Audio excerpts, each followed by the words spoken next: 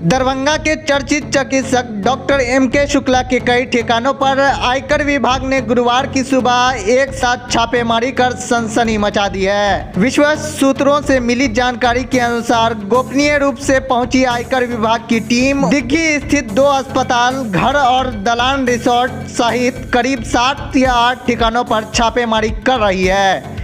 फिलहाल ना तो कोई अस्पताल कर्मचारी और ना ही कोई प्रशासनिक अधिकारी इस मामले पर बोलने को तैयार है।